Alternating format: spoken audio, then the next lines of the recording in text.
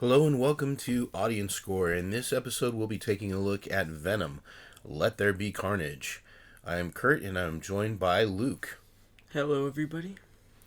Alright, Luke, can you open us up with a little recap of the film?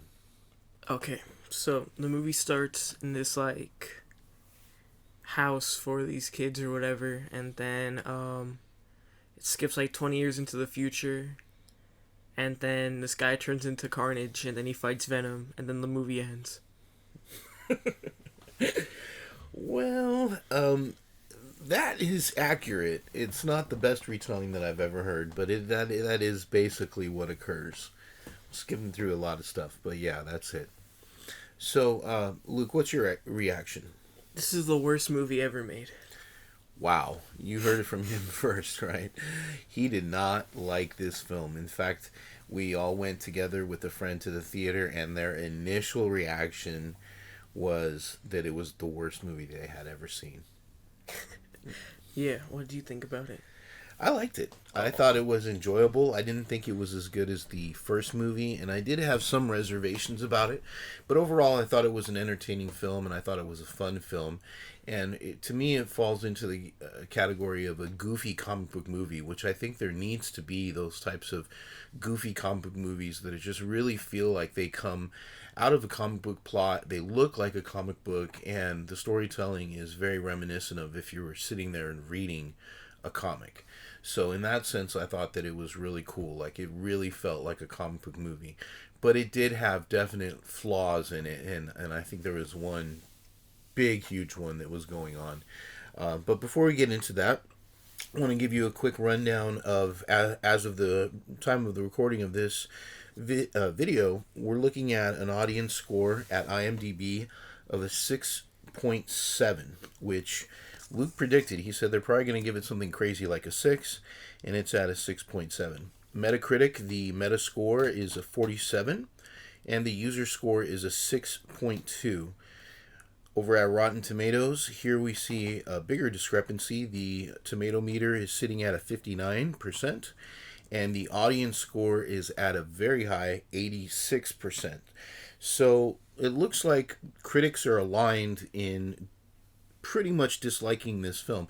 They don't overly hate it. You'll notice that most of the scores are around a 6, which means it's not a bad movie. It's just also probably wouldn't be listed as one of their good movies. I think that Venom Let There Be Carnage is the most terrible movie to be associated with the Marvel Cinematic Universe. Okay, you're gonna have to get into that. What do you mean? Why is that? I don't know, this movie's so bad. I can't even explain it. There's not one scene I could point out, because every single scene is the worst scene. I wouldn't say there's a single part of this movie that is actually good or that I liked besides the post-credits scene, because it's the only scene in the movie that doesn't have anything to do with this universe. Interesting. So, to be fair, I have a couple of criticisms of this film as well. And the biggest issue that I have with it is, and this is going to sound crazy, but there is literally one fight scene in the entire movie. That was ridiculous. Literally, I was waiting, where's the Venom versus Carnage battle? Where's battle 1? Where's battle 2? Where's the culminating battle 3 where they, duke it out? There's only one big fight between Venom and Carnage in this entire film. And I think the film does a poor job of leading up to that. It's not Rocky, where you're going to have one fight at the end of the movie. This should have been a conflict that was going on throughout the entire film. Yeah, I agree. The fact there's only one fight is pretty ridiculous. There's nothing that happens for over an hour and 15 minutes of the movie. And then the actual final fight, which lasts for 20 minutes, is super boring and has no stakes to it. Because you just know Venom's going to win. There's no build up throughout the entire movie to it. It just happens, and it's really lame. And it sucks. In the film, Venom and Eddie Brock are constantly bickering. And they're clearly going for some kind of a comedic relationship between the two. And I think it works in certain scenes. Like there's a scene where Venom is like making Eddie breakfast and he's singing along, and that was a pretty funny scene. It worked out really well. The problem was there were too many of those scenes. It was kind of interesting. There was a bit of a time where Eddie Brock and Venom are separated, and Eddie has no powers. A story that's very typical in superhero films, Part 2, where the hero loses their power. We saw that in Wonder Woman 1984. We saw it in Superman 2, the original Superman movies. And we see it in a variety of other superhero films as well. So Venom is not, trailblazing here. It's covering old ground. To me, those are the least interesting stories. I watch superhero movies because I want to see someone being heroic, someone having superpowers, super battles, things like that. So it does kind of bore me to see a character without powers. I'm not into it. If it happens for a short amount of time, it's usually not bad.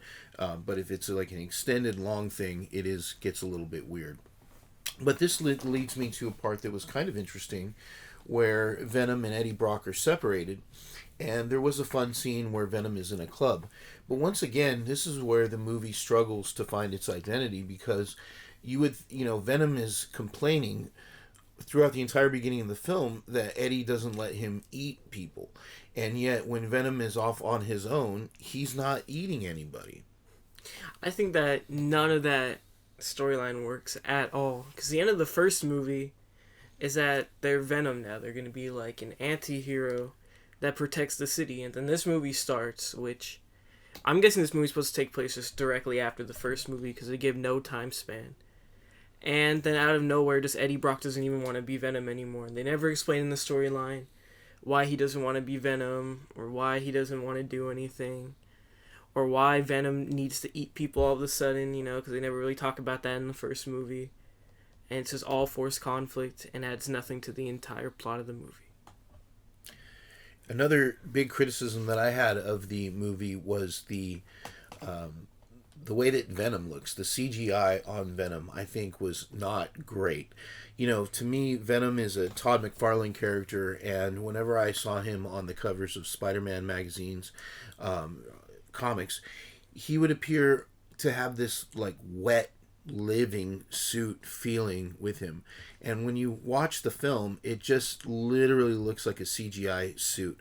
In some scenes it has a little bit of a wet look to it. In other scenes it's just this flat look. I don't like these like veiny things that go throughout him.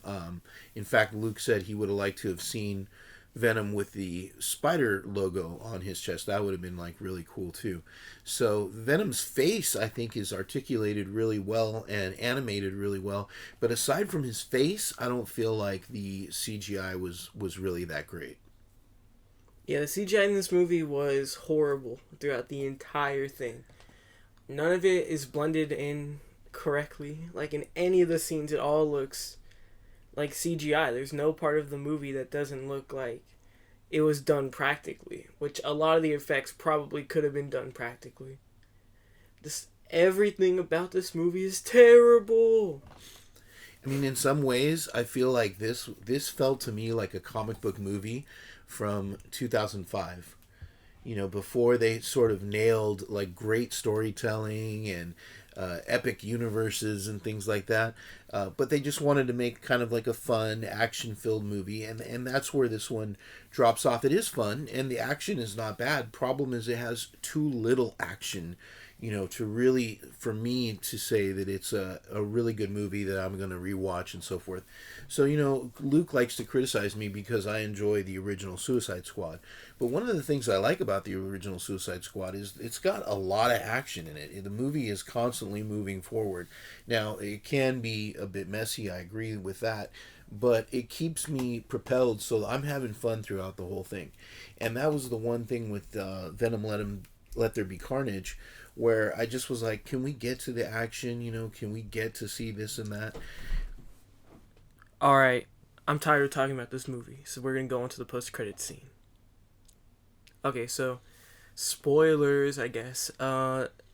He gets shifted into another reality, and he's in the MCU and he's seeing these Tom Holland Spider-Man after Far From Home, or in the news report by J. Jonah Jameson, and he's like, I'm gonna go find that guy, and then the movie ends. That was exciting, and I was really shocked that they actually showed Tom Holland's face. I expected there to be some kind of Spider-Man Easter egg or something going on, maybe like a poster with him in the costume, something like that. I definitely did not think that I would see Tom Holland without his mask on. So that was a big, huge tease, and I guess Venom is going to be appearing in the MCU, or at least in the next Spider-Man movie. So that was really cool, really interesting. Not a lot to talk about with this movie, though. It's pretty straightforward. One other, and again, I liked it, but I do have criticisms about it, things that I would have done differently if I was a filmmaker.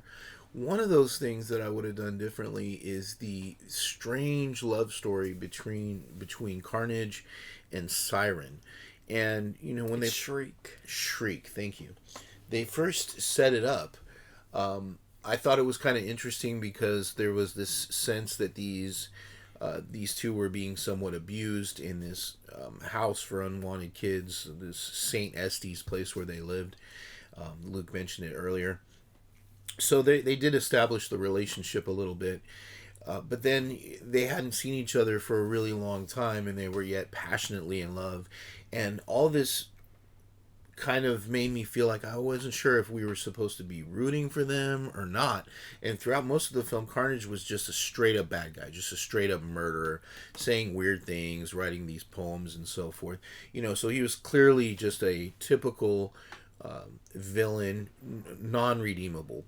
But later in the final scene, there's this really strange part where Carnage starts saying, well, I was abused and all this and that. And I thought, what is this movie trying to do? Here we are at the end in the only fight scene. And here's where Venom and Carnage should really be going at it. But yet here's Carnage that's taking this moment to sort of justify his behaviors, justify killing his mother and his grandmother. And I thought that was really weird and really out of place. And like, why are you doing this now, so late into the film? There's really no need for it. He's actually more interesting just being just a straight up crazy bad guy. So I thought that was really weird and really out of place. But as far as the Eddie Brock characterization goes, I thought that was done pretty well. Like, seeing those two apart and seeing them back together.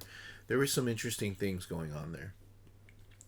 I think that, well, that's just based off the comics, but I haven't read any of the Venom comics, so I don't know how accurate it was to the source material.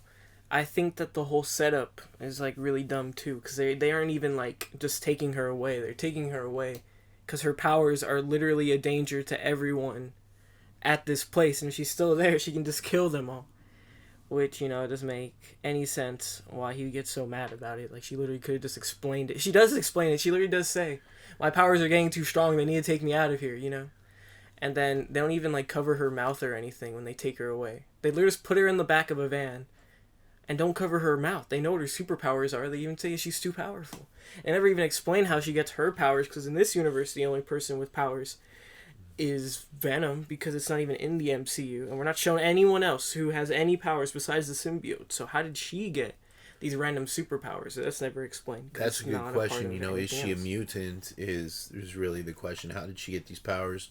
Completely unexplained. And as Luke said, in this universe, we haven't seen any other powers other than just this symbiote suit. So, yeah, that was a little strange. Another unexplained situation going on there. Overall, I'm going to give this movie a 1 out of 10. Whoa. You said 2 before.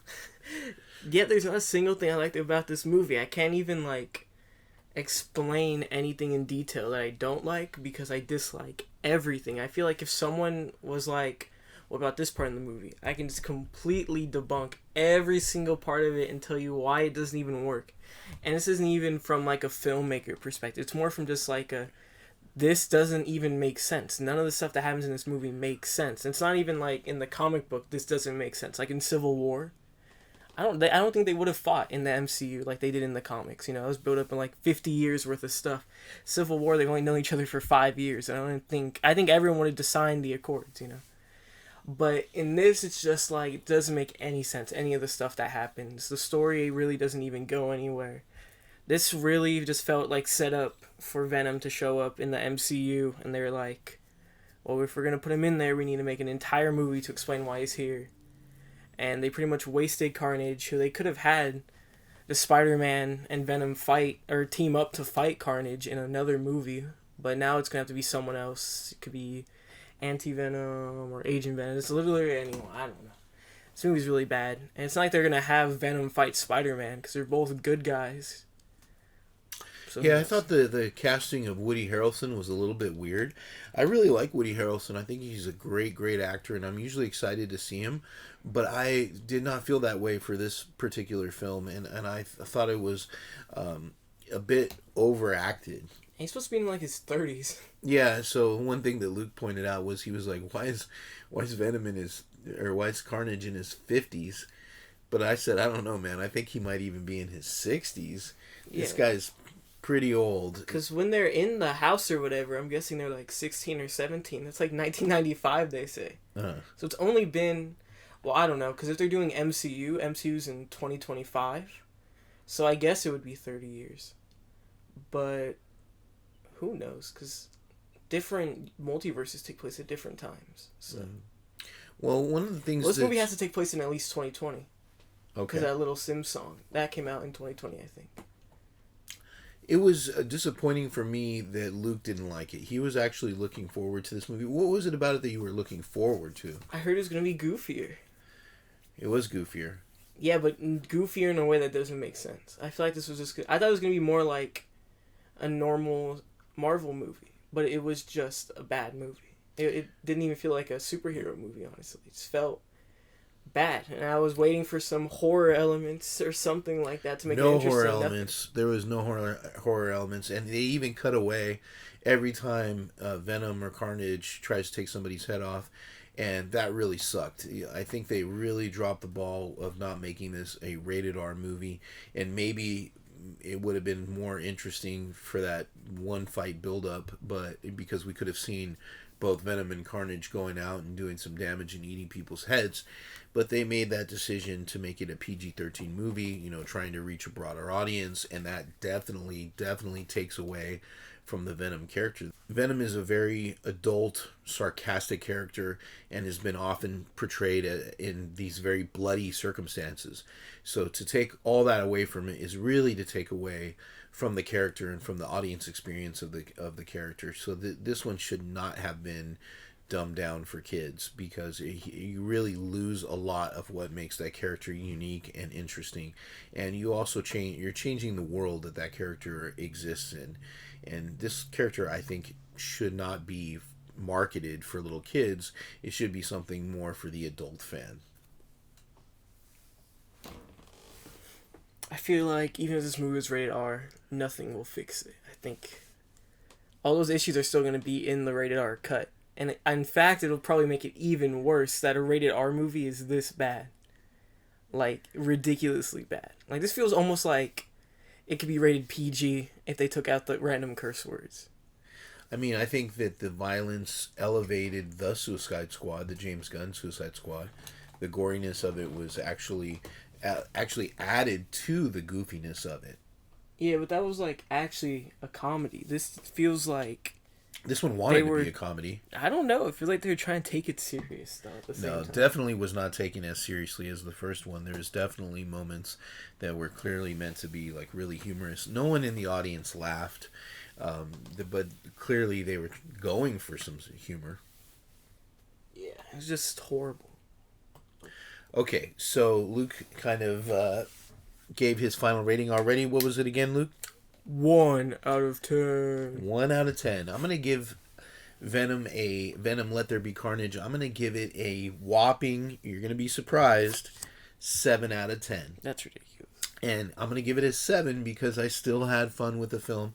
I know I've given it a lot of criticisms during the course of this video. However, I do still feel like it is a fun movie. I think if you're a comic book fan who is not taking every comic book movie super seriously and looking for something a little bit different, lighter than the DCEU, but maybe a little bit more grown up than the MCU, then I think you're going to enjoy Venom. I don't think you're going to find it to be a great film, but I think you'll find it to be an enjoyable film.